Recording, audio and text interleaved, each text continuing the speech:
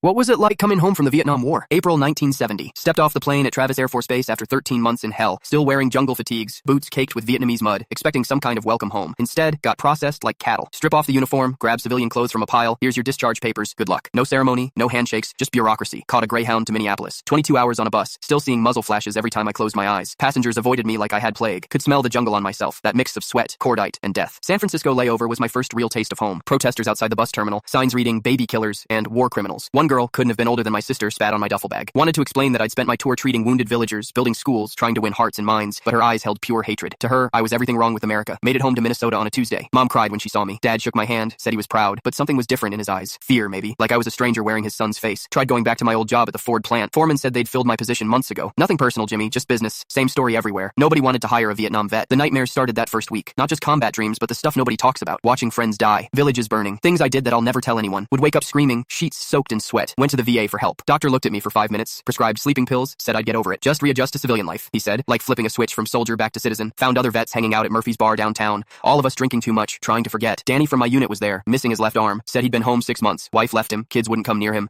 Started having flashbacks during the day. Heard a car backfire. Dove behind a mail truck. Grocery store played "We Gotta Get Out of This Place" over the speakers. Had a full panic attack in aisle 7. People stared like I was crazy. My girlfriend Sarah tried to understand. We'd been together since high school. Wrote letters the whole time I was deployed. But when I came back, I couldn't touch her without seeing Vietnamese faces. Couldn't be intimate without feeling guilty about surviving when others didn't. She lasted 3 months before moving out. Said I wasn't the same person who left. She was right. That version of Jimmy died in a rice paddy outside Da Nang. What came home was something else entirely. Applied for college using the GI Bill. Professors treated me like I was contaminated. Other students called me a fascist during political science class. Had to drop out after someone threw red paint on my car. Called it blood money. The worst part wasn't the protesters or the nightmares. It was the silence. Nobody wanted to hear what really happened over there. Family changed the subject when I tried to talk. Friends made excuses to avoid me. Media only showed the bad stuff, never the good we tried to do. Started drinking heavily by winter. Vodka for breakfast, beer for lunch, whiskey to sleep. Only way to quiet the voices in my head. Lost 30 pounds, looked like a skeleton in my old clothes. Christmas dinner, 1970. Uncle Frank, who'd served in World War II, pulled me aside. We got parades when we came home, he said. You boys got screwed. First person to acknowledge what we'd been through. Took me 5 years to get sober. Another 10 to stop having nightmares. Never did learn to trust people the way I had before. Vietnam taught me that humans are capable of terrible things, including myself. Met my wife Linda in 1976. She understood that some doors in my mind needed to stay closed. Never pushed me to talk about the war, just accepted that part of me would always be walking through that jungle. Today, people thank me for my service. Nice gesture, but it feels hollow. Where were those thanks in 1970 when we needed them? When we were broke, homeless, forgotten? That's what coming home from Vietnam was like. Not a homecoming at all, just the beginning of a different kind of war.